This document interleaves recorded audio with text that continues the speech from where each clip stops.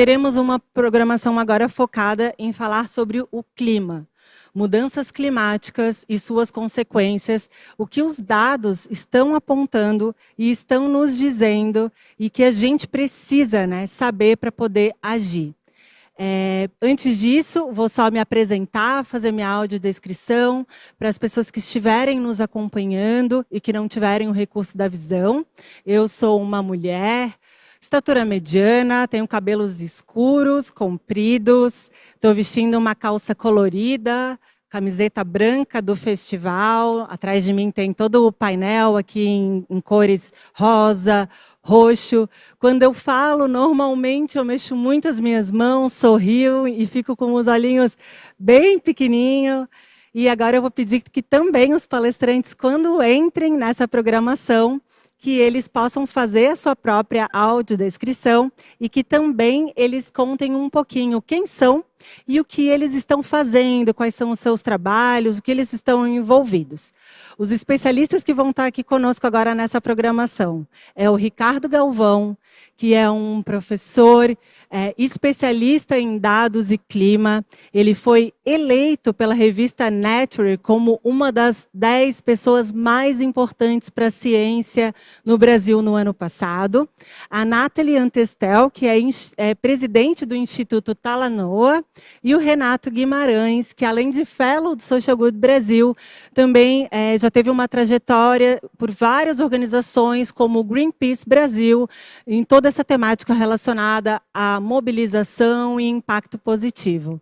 Olá, pessoal! Sejam bem-vindos. Vou pedir para a Nathalie começar se apresentando e fazendo a sua audiodescrição.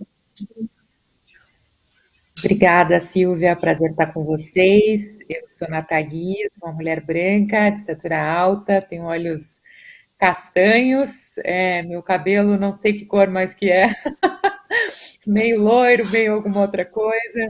E, bom, comprido, eu estou usando uma blusa verde, um brinco colorido de cerâmica com umas pedrinhas ali, umas pérolas, e atrás de mim tem uma parede branca e uma cortina branca. E é um prazer enorme, de novo, estar com vocês aqui, ver alguns e, quem sabe, ouvir outros. Aí a gente pode passar para o Renato Guimarães. Olá, pessoal, tudo bem? Prazer enorme, prazer em estar nessa mesa. Acompanhado de gente tão impressionante. Muito obrigado pelo convite. Então, meu nome é Renato Guimarães, sou um homem cis hétero pardo, negro, mas com essa matização racial brasileira bem maluca, então identificado na certidão de nascimento como pardo, de estatura mediana, olhos castanhos, em geral uso óculos, para miopia, então como eu não preciso nesse momento estou sem óculos, cabelo bem curto, ficando já grisalho, denotando, né, o fato de eu ser jovem há mais tempo do que muita gente aqui. Estou com uma calça jeans escura e uma camisa gola polo cinza. É isso, obrigado. Professor Ricardo. Boa tarde a todos, muito obrigado pelo convite. Meu nome é Ricardo Galvão, sou um homem branco de estatura média, já de uma certa idade, 73 anos na verdade, então já tenho cabelos brancos, bigode fartos brancos, que eu sempre usei. Estou no meu escritório, na minha casa onde eu trabalho, com uma parede branca atrás de mim, alguns diplomas pendurados na parede, né? Estou vestindo uma camisa polo também, cinza, e também uma calça tipo calça ali, também cinza. É uma honra muito grande para mim receber vocês três. Vocês são pessoas referência quando se trata de mobilização, quando se trata da temática do clima no mundo e no Brasil. E a gente vai falar um pouquinho sobre o relatório do IPCC, que é o painel intergovernamental sobre mudanças climáticas. Ele nos mostra que estamos diante de mudanças climáticas alarmantes. Secas, alagamentos, aumento de ondas de calor são alguns dos fatores vistos a partir da análise de milhares de evidências coletadas ao redor do mundo. Diante deste cenário, é preciso fazer perguntas que levem a ações conjuntas. Queria pedir que cada um de vocês, a gente pode seguir a ordem das apresentações, pudessem falar a visão de vocês sobre a situação global referente a mudanças climáticas ou crise climática, como a gente está denominando, né? E o que é preciso ser feito hoje para que a gente consiga ter um pouco mais de esperança em relação à nossa permanência aqui nesse planeta. Silvia, então vou começar, mas na verdade acho que todos aqui a gente vai ter que fazer uma dança, né? Uma cantoria conjunta aqui para responder essa sua pergunta. Eu queria começar dizendo que a gente tem o privilégio de ter uma ciência da mudança do clima tão robusta, né? São muitos anos de muita ciência sendo produzida, inclusive produzida por mulheres também. A gente tem observatórios, né, há quase 100 anos aí fazendo medições. Então a gente vem observando e a gente tem feito, eu acho que, enfim, a ciência tem feito essa síntese também, né, do estado dela, da sua evolução, e ela tem se tornado cada vez mais robusta, mais confiável, mas também mais prática, né? Ela cada vez mais palatável aí para todo mundo utilizar, o que já é um ganho enorme. E o que eu acho que eu gostaria de destacar dessa sexto relatório, né? O primeiro relatório, na verdade, que sai do grupo 1, dessa sexta avaliação feita pelo IPCC, esse ano, novos relatórios vão vir aí no longo dos próximos meses, mas algumas coisas que eu acho muito, muito importantes são que, bom, primeiro o aquecimento já está aqui, então a gente não precisa mais, entre aspas, ter medo de dizer, é uma coisa futura, daqui 50 anos, daqui 70, daqui 100, não, é uma coisa que já está sendo vivida, né? Eu acho que tira também um certo, como é que eu posso dizer? A gente antes era muito cauteloso, talvez cauteloso até demais para falar, né? Se tinha uma relação, se as coisas tinham relação com a mudança do clima, eu acho que esse relatório nos deu mais conforto, eu me sinto pelo menos mais confortável. A segunda coisa é que o aquecimento que está contratado, né, e os seus impactos, enfim, não é um aquecimento morno. Então, quem está com essa visão ainda de que vai ser morninho, não vai ser morninho. A gente está numa rota com certeza melhor do que há 5 anos, porque antes do Acordo de Paris a gente estava na rota dos 4 graus. Agora, quando a gente olha aí as promessas, enfim, a gente tem uma chance de ficar perto dos 2,5, mas na realidade ainda falta bastante, a gente tem uma janela muito curta para ficar dentro do 1,5 graus, né? E aí, para quem está ouvindo a gente, talvez não tenha ainda mergulhado muito nessa questão da ciência do clima, né, e da urgência climática, já quero explicar urgência, emergência e crise. Gente, é importante entender que quando a gente fala de 1,5 grau a mais, 2 graus, não tem que pensar na temperatura, na variação de temperatura diária, pensa numa febre, o planeta está em febre, né? Nosso corpinho aqui, quando a gente tem uma febre de 2 graus, imagina, mais de 2 graus, já a gente não sabe o que está acontecendo mais com o corpo, né? Tem reações, tem impactos variados, e, enfim, às vezes a gente consegue controlar e voltar. É a mesma coisa com o planeta, que tem aí uma massa enorme, muito, muito, muito, muito, muito maior que a nossa, que está nessa fervura. Então, eu acho que é importante, esse relatório deixa muito claro para a gente, também traz alguns elementos novos, que a gente tem urgência de fazer essa transição para baixo carbono, né? Tem que ser já. É uma emergência, porque emergência é uma equação. Emergência é algo que nos oferece muito risco, e aí a gente tem que dividir isso por um curto espaço do tempo. Então, há uma emergência, estamos em emergência, em estado de emergência. Mas ainda é uma crise porque a gente ainda tem chance de resolver. E eu gosto de dizer, e gosto de concordar com quem diz também, que a gente quer resolver essa crise em uma geração, e é a nossa. Então, temos essa janela aqui para fazer esse esforço e fazer uma transição para baixo carbono, que parece um palavrão, né? Mas que no fundo que quer dizer não só ir lá e trocar as fontes de energia, deixar de usar o petróleo e o carvão e o gás e renováveis, sim, isso é parte da equação, mas principalmente pensar que é uma transição de empregos, é uma transição de modelos de negócio, é uma transição de idade, né? Inclusive, infelizmente, de algumas coisas que a gente conhece hoje de um jeito e que já estão virando uma outra coisa. Estou falando aqui dos impactos, né? Seja o aumento do nível do mar, sejam aí alguns ecossistemas que estão sob risco, outros que já estão aí sob ameaça.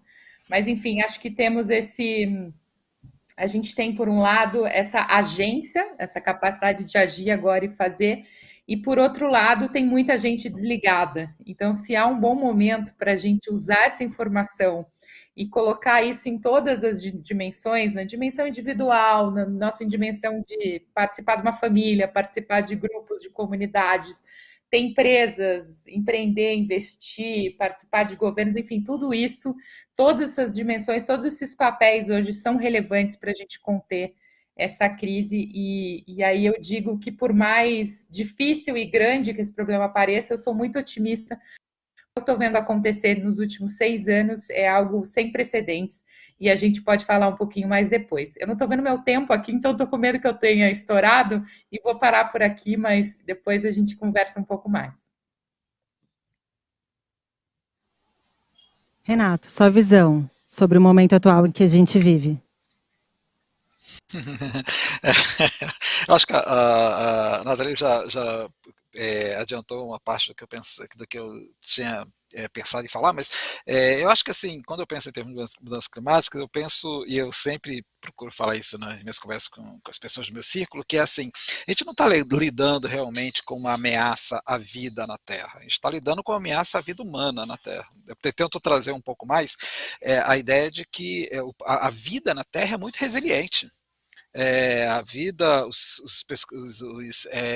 cientistas pesquisadores apontam 3, 4, até 5 episódios de extinção em massa da vida na Terra, e depois disso, pelos milhares de anos seguidos, a vida retorna com uma pujança, etc. O que nós estamos fazendo nesse momento é basicamente apertando o gatilho de um novo fenômeno de extinção em massa da vida, que vai nos afetar como seres humanos, já está nos afetando diretamente. Então, o que a gente está buscando é a nossa autossobrevivência como espécie, além, obviamente, de garantir a sobrevivência das outras espécies, né? Então, essa visão egoísta, entre aspas, a gente precisa ter, egoísmo positivo, dizer assim, nós estamos destruindo as condições de sobrevivência ao longo do tempo, nossa como espécie neste planeta. E não adianta essa história de ficar botando um monte de foguete para o ar, acreditando que a gente vai chegar às estrelas, não vai dar tempo de chegar às estrelas. Star Trek é muito bonito, mas o verdadeiro Star Trek é para dentro do nosso planeta. Então, o relatório que está sendo agora, ele sai num momento extraordinário, porque é o momento em que a teoria e a mesma visão de advocacy e política, ela está se confrontando com a prática concreta. E aí vem para o segundo ponto que a Nathalie falou, quer dizer, nós estamos falando mais da sobrevivência das gerações futuras, é a nossa geração. E como nós estamos vivendo mais tempo, mesmo uma pessoa hoje com a minha idade de 53 anos, se tudo der certo, tem mais aí, sei lá, uns 20 e poucos, 30 anos de vida, né? A gente espera, nesses 20 e poucos anos, 30 de vida, para pessoas que têm a minha idade, nós já estamos sofrendo as consequências da mudança climática agora. E fica imaginando meu filho de 13 anos de idade, o que será quando ele tiver 70 anos de idade? Então, é esse o pensamento que a gente tem que ter, e que o relatório vem nesse momento para dizer assim, olha, não é teoria, é a prática, é o agora, é este momento. É claro que o desafio continua sendo como é que a gente traduz essa emergência. E aí eu gosto muito da imagem da emergência mesmo, quando a gente vai na emergência do hospital, entrou no setor de emergência, todo o sistema funciona para resolver aquela emergência o mais rápido possível e da forma correta.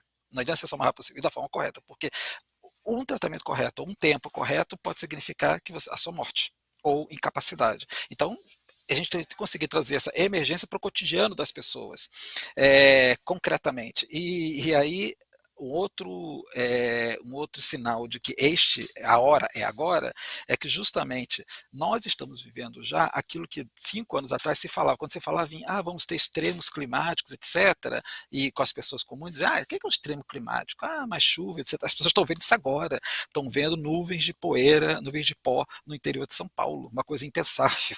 Estão vendo chuvas torrenciais na Alemanha, agora acontecendo a todo momento. Estão vendo o metrô de Nova York fluindo água de baixo para cima. Aquelas cenas de filme de Hollywood estão acontecendo neste momento. Então, a natureza está se encarregando de traduzir para o cotidiano das pessoas o que significa o momento que a gente está vivendo. Então, nós temos que ser capazes de aproveitar e dizer assim, olha, não tem mais tempo a perder. E assim, não são seus netos ou bisnetos, é você. Somos nós e nossos filhos. Nós é que vamos pagar, já estamos pagando nesse momento, e portanto a ação tem que ser feita agora para tentar preservar algo do que temos e tentar mudar o fluxo para o futuro. E aí, finalizando, eu acho que assim, tem uma coisa, é evidente que ações individuais são absolutamente importantes. Então, eu sempre digo que assim, a gente deveria ter como mantra universal, todas as pessoas deveriam acordar todos os dias e pensar, o que eu vou fazer hoje, Renato, o que eu vou fazer hoje para minimizar a mudança climática? Uma única coisa. Se todo mundo, sei lá, 7 bilhões de pessoas que têm a consciência e a possibilidade de fazer isso, fizesse isso todos os dias, seria uma ajuda em tanto. Mas ações individuais não são suficientes. É preciso também a pressão gigantesca sobre governos e empresas. Porque a gente precisa também mudanças de massa, mudanças de impacto. Então, eu sempre digo que a gente tem que agir sobre esses dois aspectos. O que eu posso fazer? O que eu, como indivíduo, posso fazer? E o que eu, como indivíduo, junto com outras pessoas, posso fazer para mover aqueles que têm poder? Aquelas pessoas que têm poder. Ou mover as pessoas que têm influência sobre os que têm poder.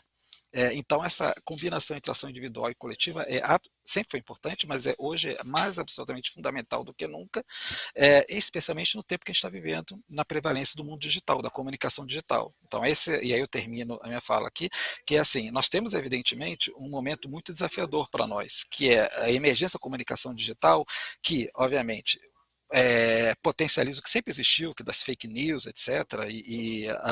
As fake news sempre tiveram associadas à mudança climática nos últimos 40 anos, pelo menos, mas agora elas estão disseminadas e associadas também à emergência de novos influenciadores da sociedade. Então, antigamente, um cientista, por ser um cientista, era uma pessoa naturalmente influenciadora no seu campo. A comunicação digital hoje coloca qualquer pessoa como potencial influenciador, a gente sabe disso. E aí eu sempre brinco que esse é o momento, a gente precisa urgentemente muitos Carl Sagans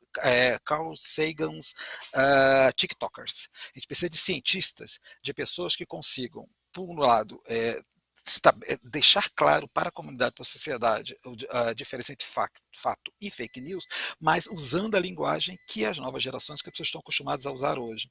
E aí uma coisa que eu sempre defendi, que eu acho que é cada vez mais fundamental, é que o ensino de ciência, tanto as exatas como biológicas, deveriam ter matérias obrigatórias de comunicação para a ciência. Nem toda pessoa, nem todo cientista, pesquisador é necessariamente um bom comunicador, mas eu acho que assim vai ser cada vez mais fundamental a capacidade de ser comunicador neste contexto que a gente está vivendo, porque as pessoas precisam saber a quem que eu posso recorrer para diferenciar fato de fake news. Mas aí tem que ser capaz também de usar essa linguagem, novas estruturas de comunicação que as pessoas têm como sua relevância. Aquela história de ter um artigo no Jornal da Folha de São Paulo, esquece. Isso pode ser importante, esquece o que eu digo.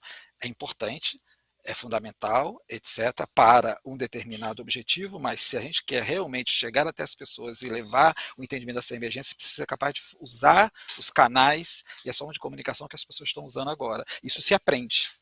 E eu acho que deveria ser cada vez mais ensinada. Eu não vejo mais como diferenciar humanas de exatas e biológicas. Aquela história. Acho que a gente precisa ter cientista catador como é que é?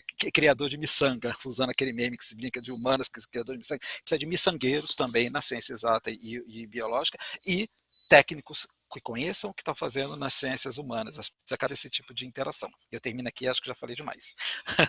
Obrigado. Você dedicou sua vida, sua carreira, né, em gerar estudos e produzir dados acerca disso. Então, eu queria ouvir o seu depoimento em relação à sua visão atual de como a gente está frente a essa emergência climática. Bom, eu vou fazer um comentário primeiro mais geral, para colocar no contexto correto o relatório do IPCC, né? Parte do que foi dito pelos dois que me antecederam, às vezes sobre a importância do IPCC, e às vezes a não aceitação, tu mesmo mencionaste, pela população em geral, dos resultados, da importância, né? É porque muita gente se pergunta, e honestamente, não é que seja contrário a mudanças climáticas, que será que isso que está acontecendo não é simplesmente um fenômeno natural, que a Terra mudou essa temperatura ao longo de milhares de anos por várias razões, mudança de órbita, influências orbitais, etc., né? Vulcões. Ora, o que o relatório IPCC está mostrando muito claramente, esse último aqui, que não há a menor dúvida, se bem que não se deve dizer em ciência que não há, vamos dizer, é quase certeza que realmente o que nós estamos observando é uma influência do homem, influência antrópica. Nós estamos observando desde a década de 1970 um aumento da ordem de 0,8 graus centígrados por década. E como a Nathalie falou, isso é em temperatura média, não é flutuação. A temperatura da média é seríssima, né? E o que a ciência mostra, aliás, o trabalho espetacular do cientista sueco, foi prêmio Nobel de Química, o Svante Arrhenius, que aliás é um parente de distância da Greta Thunberg, né? Ele mostrou já no final do século XIX que o aumento de CO2 na atmosfera e gás carbônico na atmosfera ia levar a esse aquecimento, né? E o que nós estamos vendo é que esse aumento da concentração de CO2, as pessoas às vezes só olham a temperatura e não entendem o que está acontecendo. Na Revolução Industrial, nós tínhamos da ordem de 200 partes por bilhão de CO2 na atmosfera. Hoje, no ano passado, foi 410 partes por bilhão. Então, nós já dobramos, mais que dobramos, a concentração de CO2. E o problema, mesmo que nós tomemos iniciativas agora, eliminar esse CO2 leva centenas de anos, não é imediato. Só não aumentou mais porque o mar absorve muito CO2. Isso é um efeito positivo, embora isso leve também à acidificação do mar. Os nossos corais já estão ficando brancos, né? E o que esse relatório do IPCC mostrou é que tudo que tem sido dito a partir sob a influência do homem nas mudanças climáticas está se confirmando, e cada vez com uma precisão muito maior dos modelos climáticos. É verdade que os modelos são complexos, cálculos dificílimos, né? Mas está se confirmando. E já que a Nathalie falou da grande contribuição das mulheres, eu vou citar uma em particular na questão de mudança climática que eu admiro muito, é a Linda Mearns. Ela é do NCAR, que nós chamamos, que é a National Center for Atmospheric Research dos Estados Unidos. Eu gosto muito dessa frase que ela falou sobre o último relatório IPCC. Ela disse, então vou simplesmente ler, se me permite, né? Eu costumava dizer, quando eu estava falando sobre mudanças climáticas, que a mudança climática era séria, certa que ia acontecer e acontecer em breve. Mas essa afirmação não é muito precisa hoje em dia. Agora a mudança climática é muito séria, é muito certa e está acontecendo agora, certo? Então, isso é de uma cientista que trabalha há mais de 30 anos nesses modelos complexos, né? Eu gostei também muito do que falou o Renato sobre as nossas atitudes individuais, né? Sempre gosto de contar da história da senhora em São Paulo. Em toda a palestra que eu dou, eu falo que me parou no metrô uma senhora quase da minha idade, veio a mim e disse: professor, quero agradecer muito o que o senhor fez, porque eu sou paulistana, nasci em São Paulo, sempre vivi em São Paulo, e para mim a Amazônia era um matinho no norte do país que não tinha nada a ver com a minha vida. O que o senhor falou, o que aconteceu, abriu meus olhos. Eu quero dizer ao senhor que tanto no meu trabalho como na minha paróquia, eu organizei grupos para estudar a questão de mudanças climáticas e preservação da Amazônia. E isso é o aspecto de esperança que eu trago. Mas o Renato também mencionou uma coisa muito importante que não podemos esquecer, né? Que é preciso, sim, acionar os governos. Porque o que as pessoas não sabem, esses relatórios do IPCC, eles não são um trabalho, o relatório não é um trabalho científico, é uma avaliação de todos os trabalhos científicos feitos desde o último até agora, o que eles estão dizendo. Vamos dizer, um resumo consensual do que os cientistas estão dizendo, né? E esses relatórios são revistos. E nós vamos ter agora em novembro a reunião, a COP26. E muitos países já estão trabalhando fortemente, fazendo lobby, para tirar do relatório as suas afirmações mais contundentes. Por exemplo, a Austrália, Japão e a Arábia Saudita estão querendo tirar do relatório essa emergência para a diminuição do uso de combustíveis fósseis, né? A Índia, a China e a Índia, embora a China tenha se comprometido a diminuir o uso de carvão, eles que são maiores usuários de carvão do mundo, também estão fazendo forte pressão para tirar do relatório essa questão de emergência. O Brasil, infelizmente, associado à Argentina, estão querendo tirar do relatório as citações sobre a questão da produção de gás de efeito estufa através da produção de alimentos, em particular, criação de gado, certo? Então, o consumo de carne enorme que nós temos na sociedade. E essas pressões são muito fortes, certo? E a única maneira de evitá-las é nós sabemos atuar fortemente juntos aos políticos e eliminar de uma vez por todas, agora vamos ter eleições no ano que vem, o apoio a políticos negacionistas e estultos. Nós não podemos, independente da nossa ideologia política, nossas cores partidárias, mas apoiar políticos que são contra, que são negacionistas. E, Renato, a última mensagem para ti, certo? Os cientistas estão preocupados, sim, com a divulgação. Mas o que os jornalistas não percebem, isso é o grande problema que nós temos agora, é que as redes sociais que são muito utilizadas são superficiais demais. Tem algumas respostas que os cientistas têm que dar que não é possível fazer na superficialidade da rede. Infelizmente, tem que se aprofundar um pouco, porque não há nada pior do que uma resposta superficial, certo? A uma pergunta complexa. Então, muitas vezes eu procuro aqueles que me perguntam, direcioná-los à página da internet e que tem explicações mais detalhadas. Nós, cientistas, vamos aprender isso, mas as redes sociais despertaram na sociedade um desejo de respostas rápidas e imediatistas. Em ciência, mudança climática, a resposta tem que ser profunda e complexa, infelizmente, certo? Nós temos que aprender a traduzir isso de uma maneira que as pessoas entendam, isso é verdade, mas não respondendo em Twitter. No Twitter eu só indico aonde está a referência correta. Perfeito. Problemas complexos, né? Soluções no mesmo grau, precisam ser sistêmicas e envolver o todo, assim. Eu vou chamar agora as perguntas do público. Tem muitas perguntas aí chegando, então vai aparecer aqui no telão. E aí a gente vai direcionando para vocês essas perguntas. Vamos ver a primeira que chega. Você acredita que o novo poder está evoluindo dentro das corporações? Eu acho que essa era mais destinada ao painel anterior, né? Então vamos ver se tem alguma outra pergunta direcionada para esse painel. Peraí.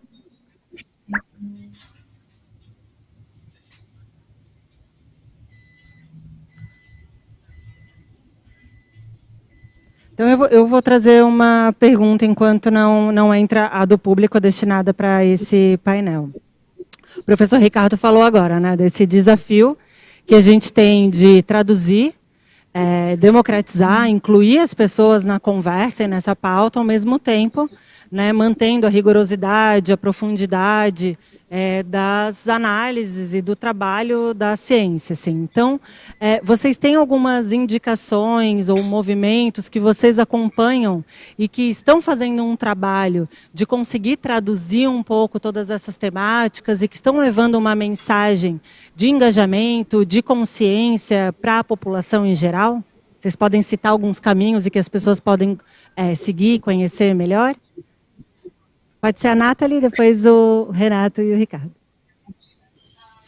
Olha, eu acho que a grande virada, assim, uma das grandes viradas, né, Aliás, muitas viradas que a gente teve nos últimos tempos para conseguir consumir, para conseguir, inclusive, se conectar, né, com a ciência e com a ação climática.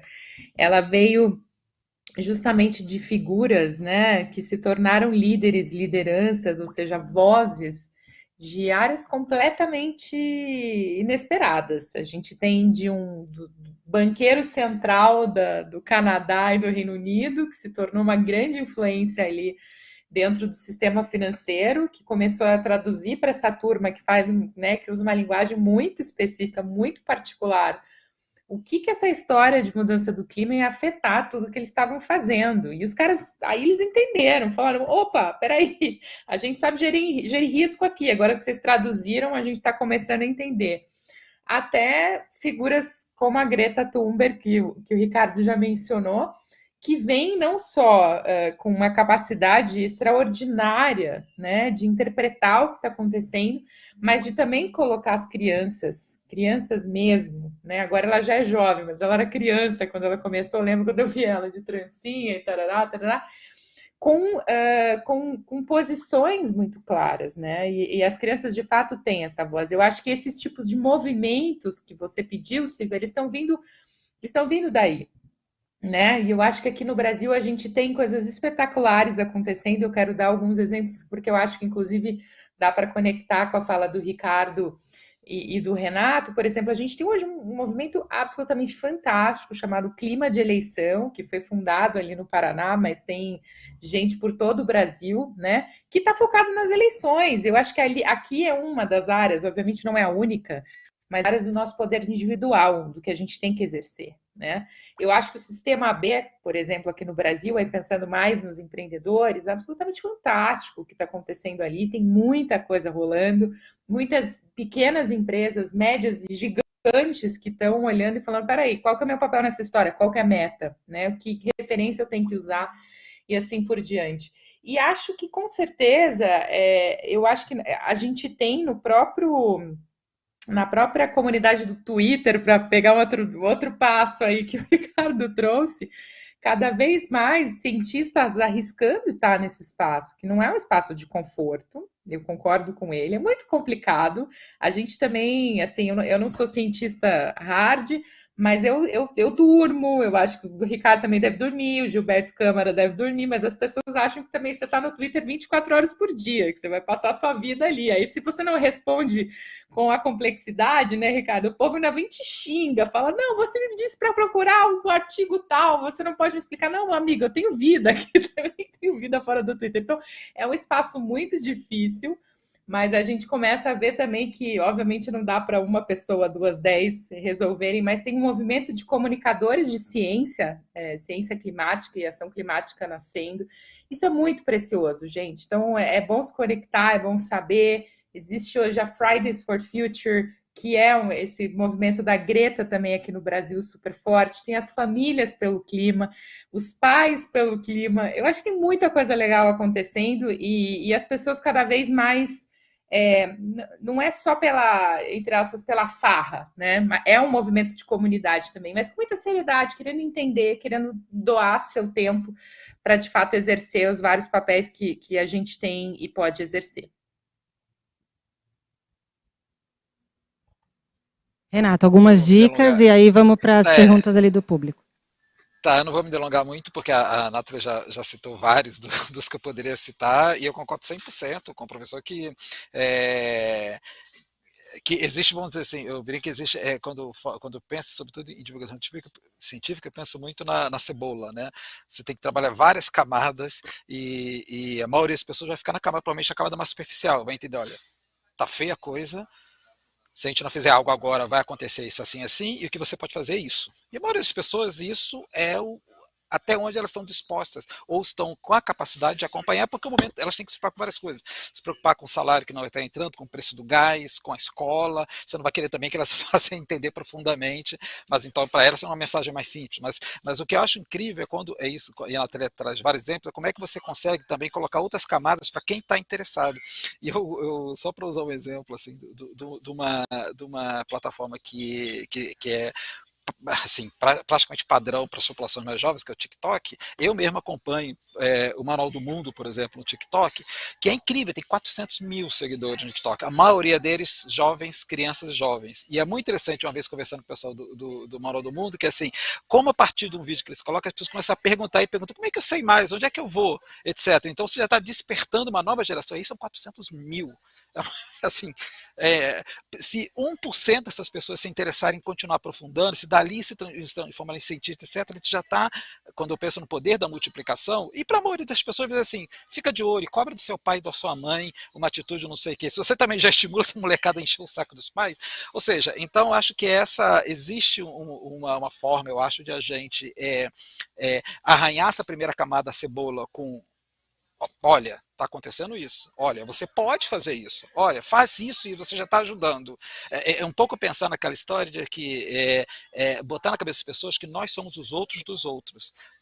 Passar a pensar assim, eu não tenho que me preocupar com o que os outros estão fazendo. Eu tenho que me preocupar com o que eu vou fazer, de forma que eu, pelo meu exemplo, me torne o outro do outro. E a pessoa diga, poxa, se o Renato está fazendo e veio que dá para fazer, eu também posso fazer.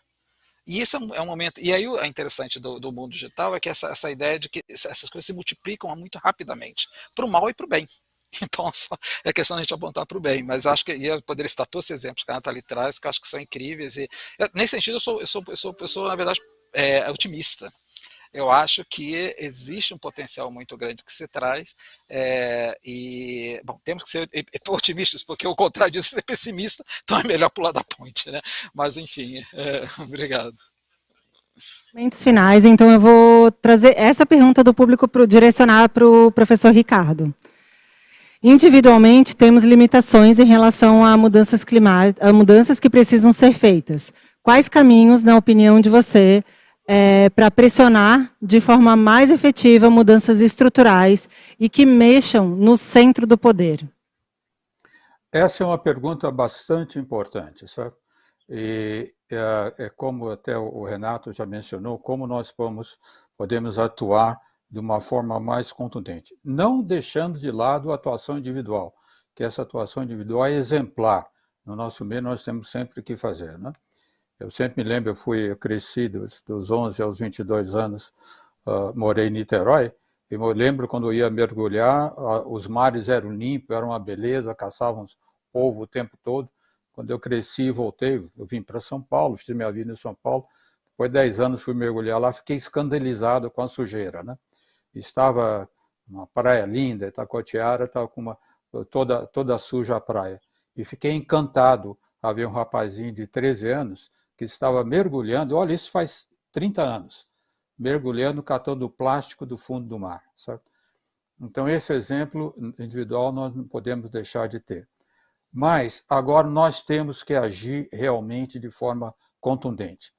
E aí nós temos que nos organizar da melhor maneira possível. Por exemplo, dá um exemplo, o Sindicato de Engenheiros de São Paulo, que nós fizemos agora um movimento que chama-se Engenharia pela Democracia. Estamos trabalhando fortemente para implementar nas ações políticas a questão do clima, mudanças climáticas e preservação do meio ambiente. Nós temos também os cientistas que nós nunca gostamos muito de política, a maior parte dos cientistas.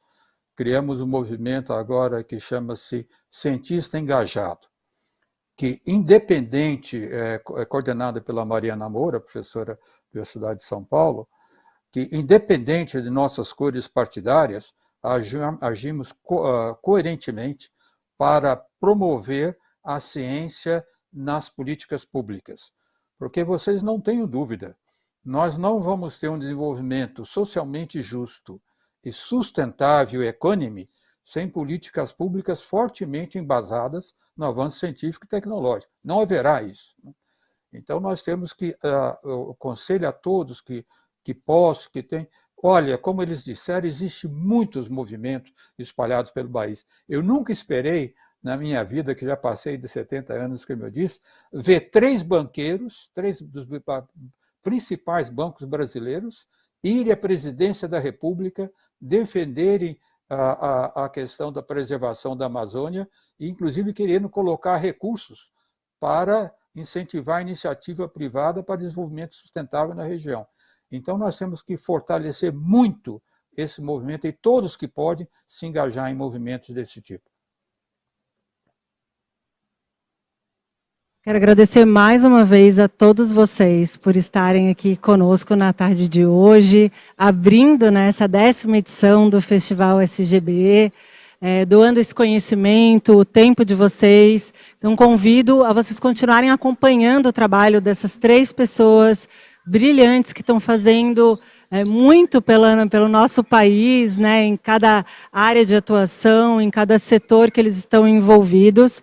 E a Nathalie lembrou bem, né? Ano que vem a gente tem eleição, para que a gente mude alguma coisa, a gente precisa escolher direito. Então, acompanhem mais, façam o papel que cada um tem nessa história, decidam na hora de comprar quais são as empresas que de fato são comprometidas, mas principalmente saibam quem vocês vão escolher para estar aí no governo e poder seguir com as políticas, né, e com toda a continuidade aí, de projetos lindos que nasceram há muito tempo atrás e que estavam, de fato, preservando o nosso meio ambiente.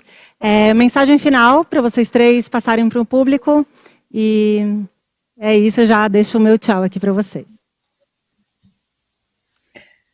Bom, já que estamos nessa rodada aqui, comigo começando, que só quero agradecer e a gente não teve tempo, obviamente, de entrar aqui na questão dos dados como uma matéria-prima, mas eu espero que todo mundo saiba, né, o quanto a gente trabalhar com dados com essa perspectiva, né, de que essa informação é rica, de que essa informação, na verdade, é um super negócio, é super válida também para o clima. Então, acho que os dados podem gerar negócios para o clima, estão gerando, e eu acho que quanto mais a gente puder aproveitá-los dessa forma, né, para poder embarcar de vez e resolver essa crise, um tanto melhor. Já tem muita gente fazendo isso, muita coisa bacana aí, vários projetos legais no Brasil, projetos com rentabilidade, inclusive. Então, fica o meu recado que quem quiser usar os dados climáticos para criar coisas novas é super bem-vindo. Vamos conversar e vamos fazer essas novas modalidades nascerem aí no espírito do nosso tempo. Não, mais uma vez, agradecer por esse convite. Uma mesa curta, mas muito interessante, muito profunda, gostei muito, obrigado também pelas intervenções. E a mensagem final é um pouco aquilo que eu já falei, é lembrar que nós somos os outros dos outros. Que nós somos, eu como empresário sou o outro dos outros empresários, então eu posso influenciar o meu entorno, eu como líder comunitário, eu como político, eu como pai, mãe, companheiro, eu como vizinho, eu sou o outro dos outros. Então, ao invés de ficar pensando em que os outros estão fazendo, pensar o que eu posso fazer no meu âmbito de influência, de poder e de ação, que representa a minha ação individual, mas que ao mesmo tempo encoraja, inspira, influencia outros do meu entorno a fazerem também. Então, sejamos nós os outros dos outros pelo lado positivo, pelo lado de proteger a vida, de proteger a comunidade como um todo. E mais uma vez, obrigado e até a próxima. Desculpa.